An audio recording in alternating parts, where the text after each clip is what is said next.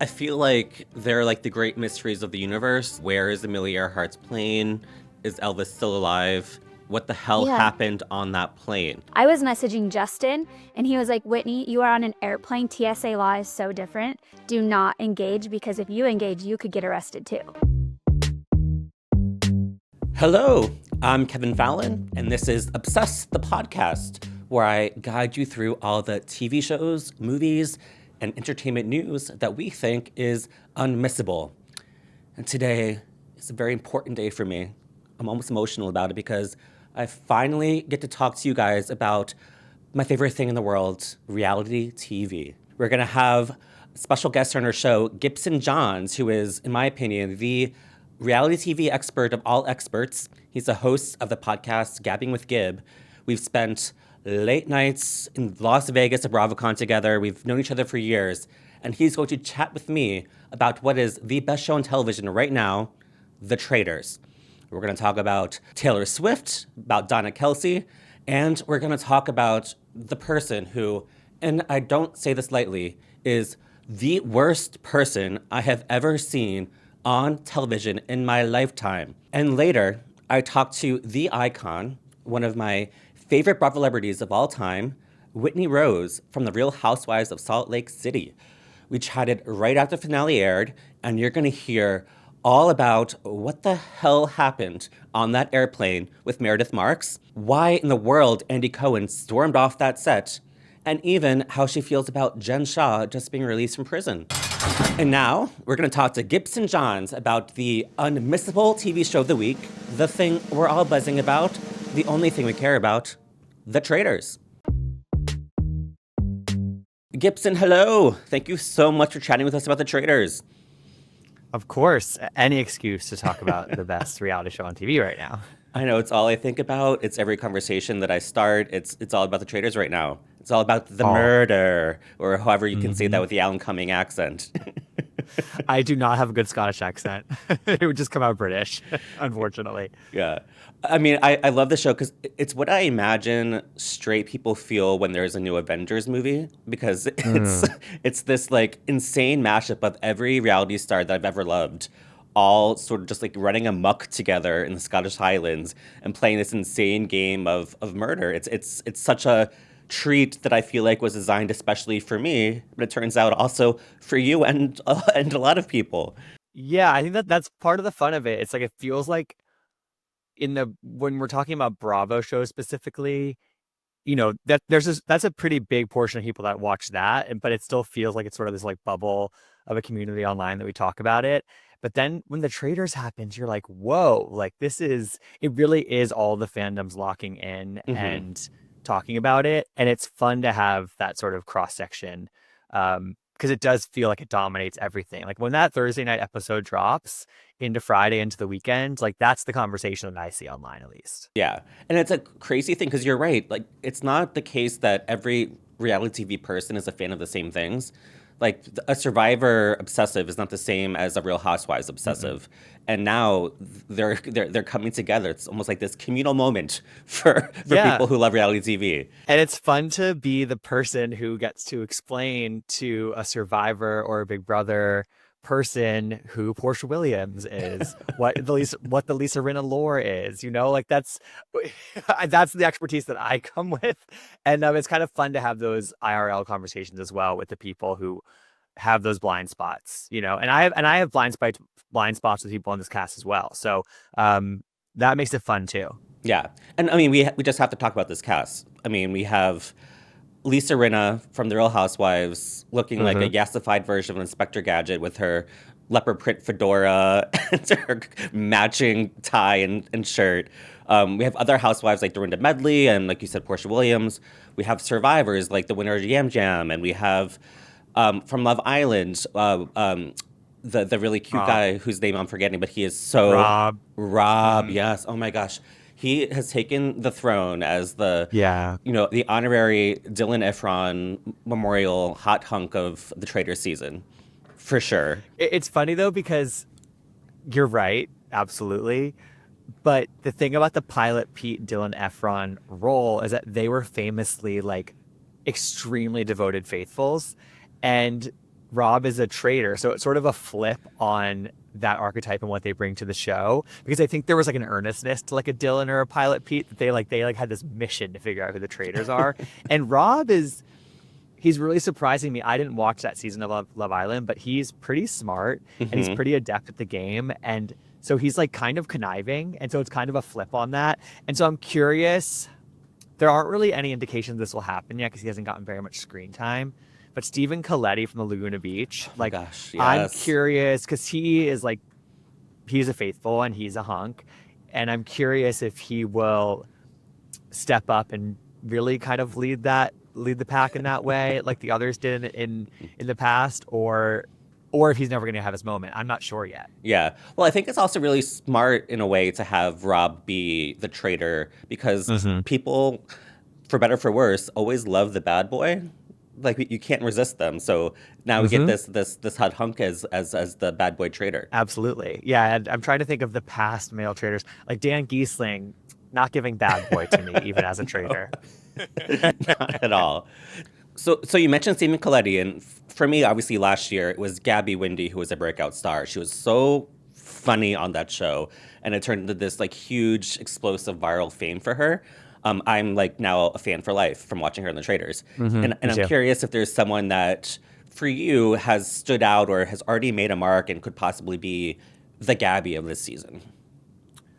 Yeah, I think there's a couple people. I have my eye on Candace because even though I'm super familiar with her as a Bravo devotee, like, she's somebody who has a big personality. She's already delivering some really great confessional moments, which I think is part of where Gabby shined last season.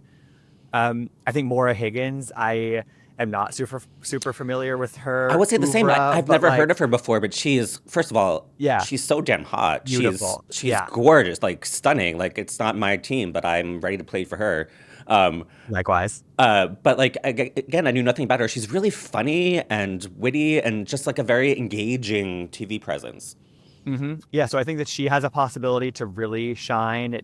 And this is all dependent on how long people last, because as we know, one of the benefits of the traitors is, like, the longer you're on the show, the more screen time you're getting and the more chance you have to really cultivate that goodwill with the fans and to just kind of build up that star power.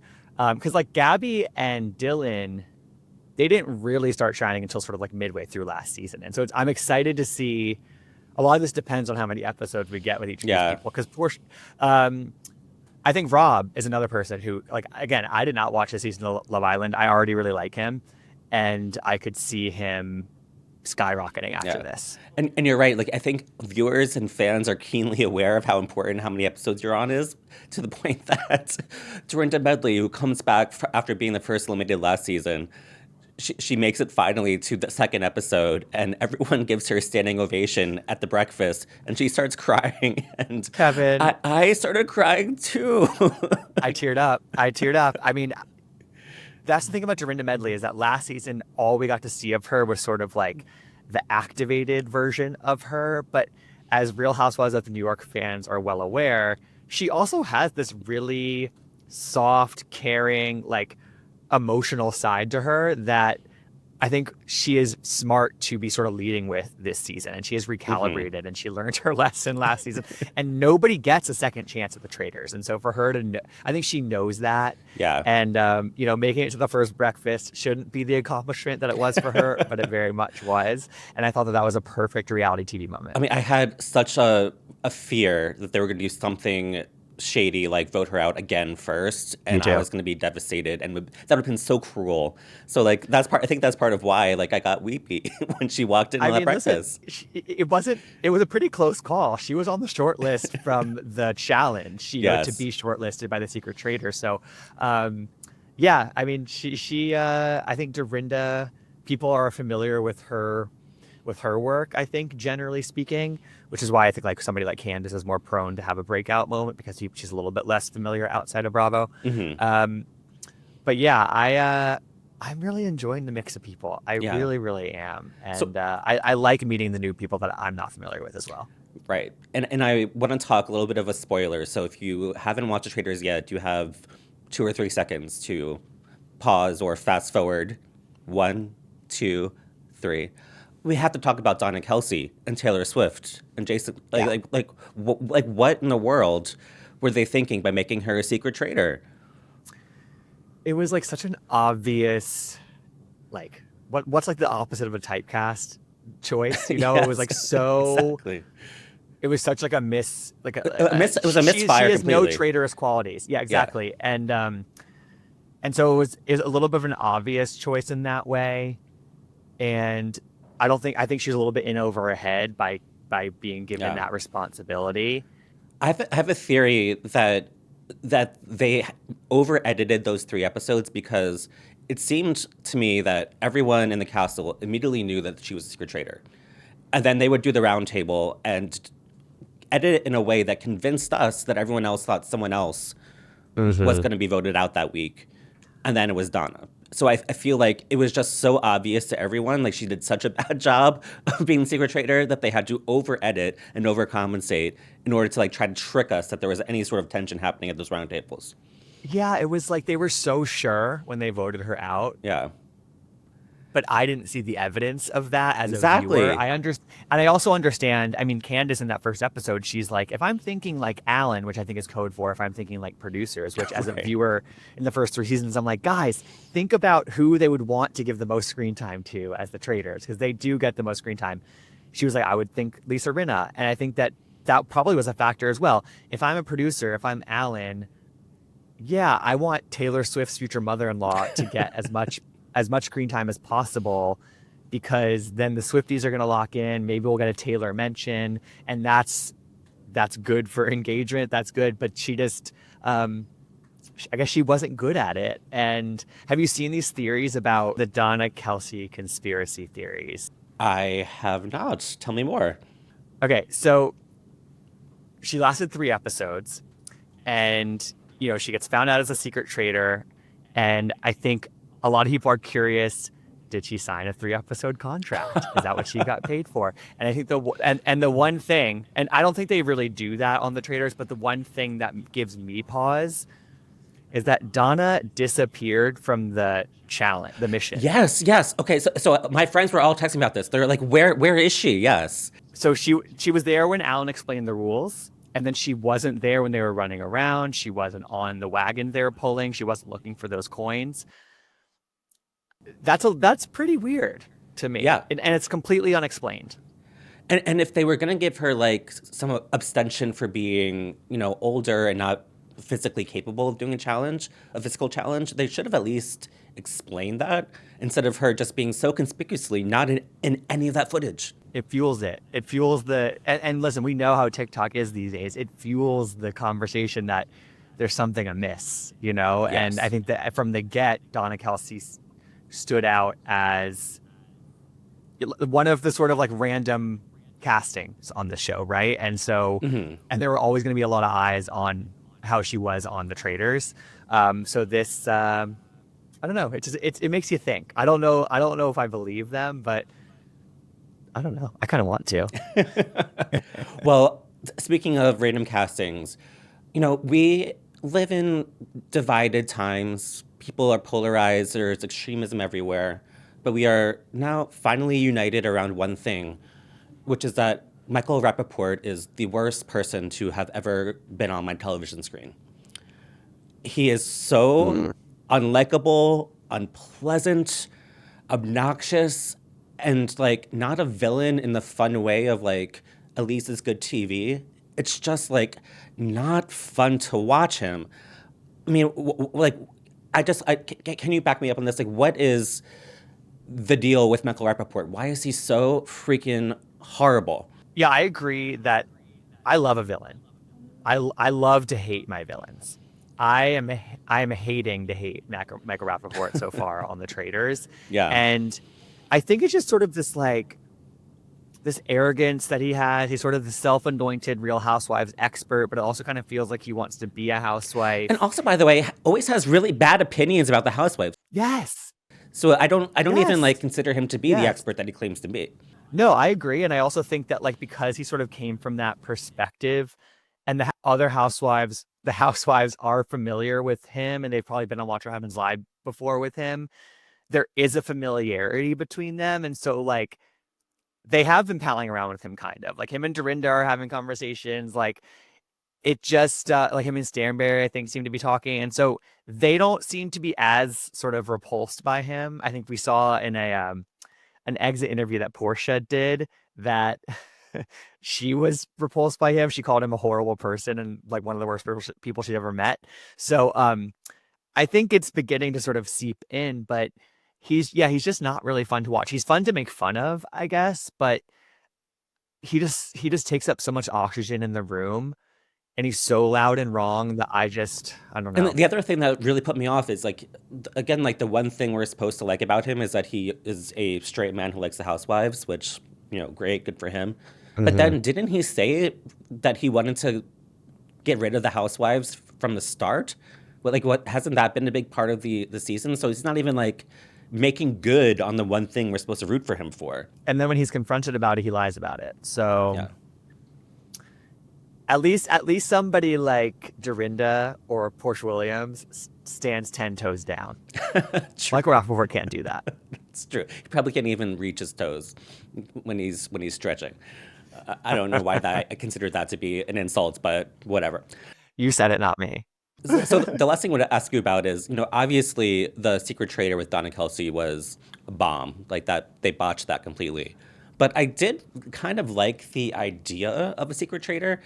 Do you think they'll bring that back? And if they do, who do you think it should be? Yeah, I think I like the idea of a Secret Traitor. It's hard to tell because it was so botched this time. Right. But I think it was the wrong move making it Donna Kelsey. I think that what would have worked much better is if a gamer had been chosen as the Secret Traitor, because I think I like that they corrected from last season when the traitors were way too gamer-y. Like they weren't fun enough to watch last season with Danielle and Carolyn kind of going at it. Like that was amusing sometimes, but also it we were comparing it to Parvati and Phaedra being traitors together the season before, and we missed that sort of Housewivesian element to it. So they've overcorrected. They have 2 housewives as traitors and a Love Island person.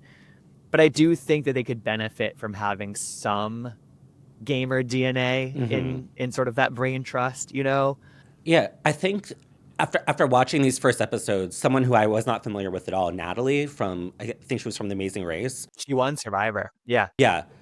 Again, like this is the beauty of the show. These are reality stars. I'm obsessed with reality TV, but I have not seen that season of Survivor. But she is great on the show. Like I love her already. I think she would be an amazing Secret Traitor. So my hope for the show is that that's what happens, that they decide they're going to do it again and they make Natalie be it. I could co-sign that 1,000 times. Natalie is, you asked earlier sort of who I would love to see sort of break out. I don't think she's going to break out in the same way as like a Gabby or a Dylan Efron, but the idea that more people are going to be exposed to Natalie Anderson, who's like she's a Survivor legend, I think. Like she won once, and then I think she got to the final her second time. Oh, wow. She's done really well on that show. She also was on Amazing Race, but yeah, she's like a very accomplished reality competition person, but she also has a personality that you can latch on to. Well, I'm hoping that happens. But until then, thank you so much, Gibson, for chatting with me about the traitors. I can't wait for the new episode. This has been a blast, and make sure everyone to listen to Gibson's podcast, Gabbing with Gib. And Gibson, again, thank you so much. Thank you so much for having me, Kevin, and congrats on the new podcast. I mean, I've been a loyal reader of all your work, but also of the Obsessed newsletter for a while now, and so to see it sort of blossom into this is really cool. And just congratulations. This is really exciting. Thank you, and the check is in the mail for saying that, so I appreciate it. Hello, Whitney Rose. Welcome. How are you? I'm doing so good, Kevin. Thanks for having me. How are you doing? I'm so good. I feel like you and I should have been talking like my entire life. There's something about you that I feel like is a kindred spirit to me. Oh, well, why haven't we been talking until now? I don't know. We met once. Are we best friends? I think we are. We met once at BravoCon, Okay. which is where, every gay man meets a real housewife, of course. Yeah. I'm good friends with Heather Gay, and I just feel like this is going to be such a fun conversation. Yeah, I'm excited. I'm actually going to a hockey game with Heather tonight. Oh my gosh, tell her to say hello. I will. Hockey game makes me feel makes me think about Heated Rivalry. Have you been watching that Oh show? my gosh. Yes, I just started it. Oh wow. I mean, what do you think about it? Because it is all I talk about. It's all I think about. It is the start of every conversation that I have. Yeah, so far it's lived up to all the hype. Yeah. I just barely started, but it's been on my list for a couple weeks now, and it is so good. Yeah. The storylines are amazing. And the world needs more just like gay men having sex on screen and then I playing know, we hockey. need to normalize it. It's Exactly. about time. I've read a lot of the reviews, and it's like the world is so ready for it, and it's even attracted a lot of heterosexual women are I obsessed know with it too. that's a crazy thing that it's like such a phenomenon with that demographic. Like I thought it was just going to be a show for gay people, but then all of a sudden all these straight women loved it. Yeah, we're fans. So when I was going to introduce you, I was going to, in the spirit of the Greek playwright, introduce you as Whitney, one of the youngest. The youngest of the sisters. Yes, I could not believe that shady, one of the eldest jokes for Lisa. That was crazy. It was so funny because they actually cut out what the lady said. She said, and Lisa, the eldest of the sisters, turned to Whitney, the youngest of the sisters. It was comical. It was so shady and dark and amazing. And so obviously I'm talking to you right after the finale aired and right before the reunion airs. How are you feeling about everyone interacting with that finale and being excited for the reunion? You know, I know that everyone had their feelings about the play, but I personally loved it. I don't know if you saw how into it I was. I was shocked by my facials. I was like, I can't believe Oh, you she's had the reading best this. reactions. Like every second was just like a gasp and like I a slack jaw. It was crazy. I loved the play. I thought it was on point. I thought that it was well done. It was hard to swallow some of the things, but I thought I saw the tragic humor in it, the dark humor. Going into reunion, oh, every reunion has its moments, right? Like you anticipate, and there's always hard moments, but this reunion was intense. Yeah. I mean, I can only imagine because I know for people who watch the show, we see in the last episode, the finale, that you guys confront Meredith about her drinking and her possible use of pills and prescriptions. And then you have to like see her again. You have to fly home with her. You have to film a reunion with her. What is it like after something like that where you have such a hard, very emotional, and what I thought was very like well-meaning conversation, and then have to see this person again and talk to her again and talk through that again? Yeah, well, that's the best thing about life, and that's the best thing about being a housewife, right? You're gonna have to face it. But in that finale, it wasn't so much about Meredith and her alleged drinking and pill popping. It wasn't that. It's that she was lying to us. She hadn't shared anything that's going on in her life. Here's the thing, is the person that yells liar the loudest, lies, liar, anyone who defaults to that is putting up a shield of defense. And they're projecting their own stuff onto everyone else. So it wasn't so much about Meredith and her alleged drinking and pill popping. It was more about her behavior and the way that she is showing up. And she put us all in a very bad situation with that airplane. And she lied about it. And she continues to lie about it. Yeah. And I actually saw her at BravoCon. And I was, drinking cocktails. And when I drink, I'm nice. I don't accost people on an airplane. I will probably give you a kiss on an airplane. You're a good drinker. I'm a great drinker. Yeah. A little too good. So anyways, at BravoCon, I just gave her a hug because here's the thing about Meredith. When the cameras are down, she's a completely different person. The minute the cameras come up, she turns into this lack of personality. She argues in semantics and she just becomes Meredith Marks, you know? Yeah. But when the cameras are down, she's my friend. She's nice to me. So at BravoCon, I was nice to her. And then going into reunion, well, what she did was she took my kindness at BravoCon and went and spun it and twisted it against me. And so walking into reunion, I knew I had to strike first, and I did. Because I had to call her out on her BS and her lies. She's one of the most dishonest people. I mean, I feel like they're like the great mysteries of the universe. Like, where is Amelia Earhart's plane? Is Elvis still alive? What the hell Yeah. happened on that plane? I feel like that is like now one of the biggest mysteries of the universe. Well, the unfortunate thing for us and for Meredith is there's no footage, allegedly. Yeah. It's still hard for me to believe that no one on that plane filmed, but when we were in that first class together and it was so um getting so heated, I was messaging Justin and he was like, "Whitney, you are on an airplane. TSA law is so different. Do not engage because if you engage, you could get arrested too." Oh my gosh, yes. And so Justin was advising me to stay calm, keep Brittany out of it. So I was holding Brittany's hand and trying to keep her from engaging with the tyrants behind her. So everything that we described on that plane happened. Oh my gosh. And it's also a funny thing because I know nothing about football, but apparently Bronwyn was on a football telecast of some sort. Yeah. And they asked her which housewife would she not would she bench for the next season Yes. to use football language, and she said Meredith, and Heather in an interview after that agreed. Would you also agree with that? 1,000%. Because here's the thing, we're an ensemble cast. We're a team. A group of friends, you're only as good as your weakest link. And Meredith is our weakest link. She doesn't share her life. She doesn't show up in truth.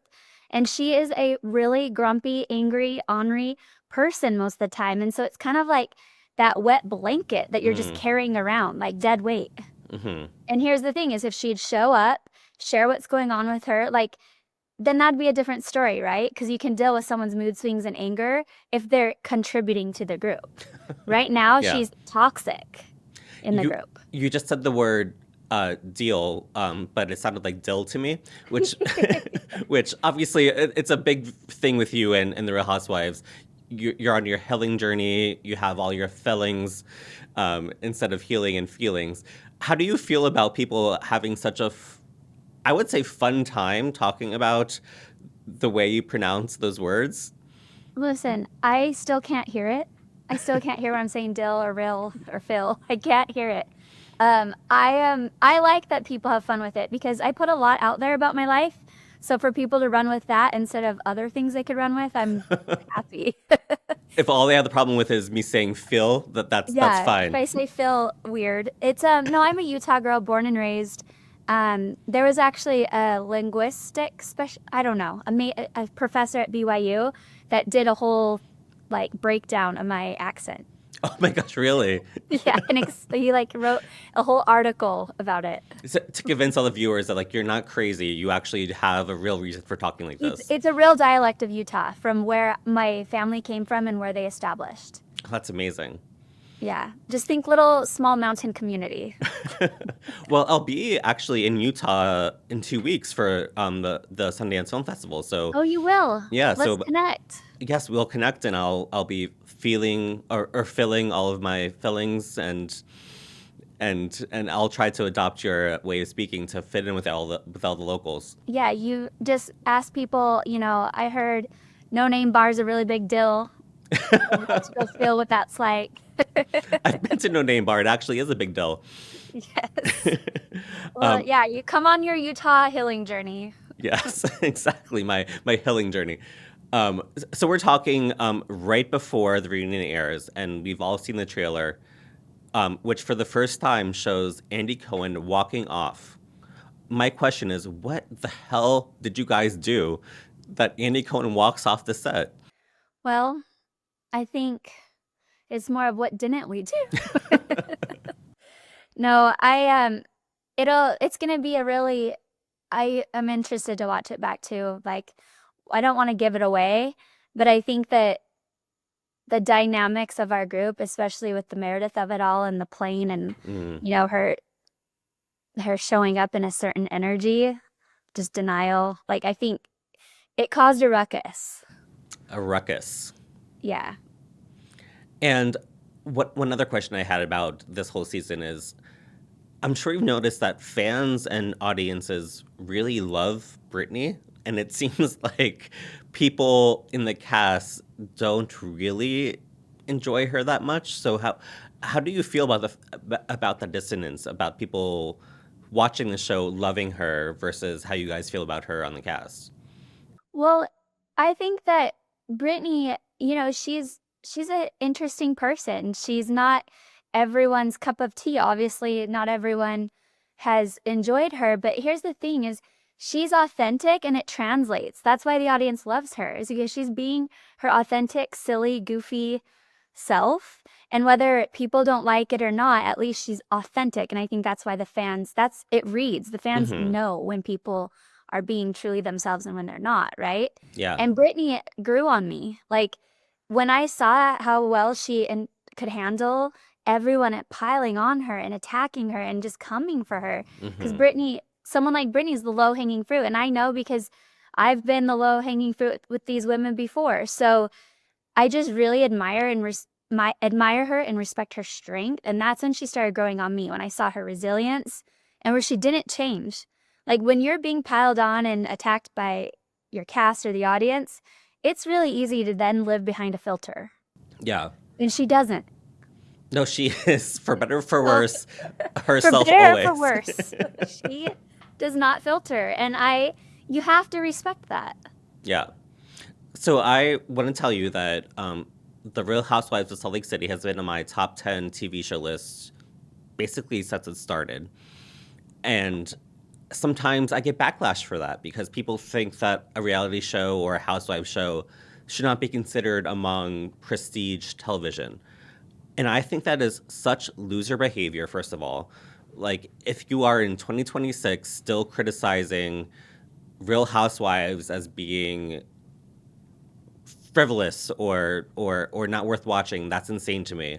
But for you, I'm curious, what would you tell people who think that Real Housewives isn't worth watching? What would you say to them to convince them that it actually is the great television that I know it is?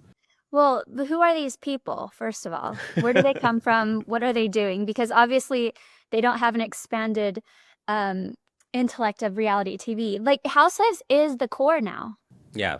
Like Housewives, I think that it's amazing because it's all the things. It's aspirational, it's real, it's drama, it's you go on these journeys of people's lives. And I think that that's the core of television, especially in 2026 when we've been through what now? A pandemic, wars. Like it is and everything that's happening right now in the world and in the Mm-hmm. United States. Like it is heavy. And Housewives pulls us out of that for just Yes. an hour.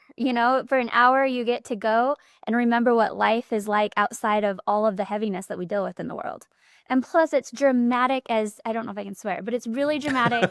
It's really fun. And Salt Lake City's the best because our brand is just humor. Like, even in the craziest fights, there's still a humor aspect. Like, who else gets dressed up in costumes and tears each other apart? And like you guys are a part of like not just pop culture, but now major news where No. like Jen Shaw was in a prison with the woman from that TV show and Ghislaine Maxwell. It's like you guys are a part of not just pop culture news, but real world news. Yeah, real world news and it's crazy. A-list celebrities, producers, writers, like everyone knows Salt Lake City. Yeah, Julia Roberts, Jennifer Lawrence, they've all Mhm. talked about how much they love the show. Yep. Rihanna, like so many people. John Oliver, he was just on Watch Happens Live with Angie. Like when Yeah. I went to, I've been to two big events in LA recently. So the Emmys, and then I went to a big Christmas party out there, Seth MacFarlane's party. Oh, cool. And um, it's crazy to see the level of A-list talent in LA, like acting like as if I'm a celebrity there when I'm looking at them being like, that's Kate Hudson and she wants to see me. Like what? That's You know, it's amazing. it's it's really it's an honor and I'm proud of Salt Lake and I'm proud of Housewives, the franchise, like in general. You should be. It's a huge deal, and it is like I said, it is great television. It's not just like a shoddy produced reality show. It is excellence. The way it's edited, the way it's um, produced. It's such good TV. What does everyone say? It's cinema? It's cinema, yes. It's cinema. Yes. It's cinema. No, it is, especially Salt Lake City. Our team is so good. I mean, our cast is amazing, but like our whole team, everyone who works on the show, edits, is a part of it, they're so good because they capture us in such a, like you said, like such a beautiful way. And the sounds and the flash to, like, it's so dramatic and it's cinema. It's amazing. Yeah. I love our team. And I think great cinema would be maybe talking to Jen Shaw again. I don't know how you feel about that, but that would be crazy television to me to have you guys interact with her again. How do you feel about talking to Jen Shaw again? You know, I get asked this quite a bit. Well, you know, I don't know. I keep thinking, what is that day going to look like when I run into her? Because it's Salt Lake City small. Mm-hmm. I don't know if she's actually in Salt Lake City or if she's in a halfway house. I don't know. But, I mean, Andy's made it very clear that she's not coming back. So Yeah. I don't think that I'll ever have to work with her again. But what Oh, do I you'll do see when I her. run Yeah, into you'll her? see her. Yeah. Yeah, I mean, I see her kids. I see her son here and there. So it's definitely probably going to happen at some point. I don't know. And I hope I know that I have the safety of not ever having to work with her again. but you've thought about like what you might say to her? Yeah, just be kind. I don't know. I don't know. I'm not ready, so I don't. Yeah. Well, hopefully it'll be a while before you have to deal with Well, that. and here's the thing: I hope that she changed. I hope that there was growth and movement and change. So we'll see. I don't know. So, obviously, this is Obsessed the Podcast. We are obsessed with TV and movies. We talk about all the shows and films that we think are unmissable this week. What are you watching right now that you think is unmissable? What are you obsessed with? I know we talked about Heated Rivalry earlier, but like, what are you right now watching and obsessed with?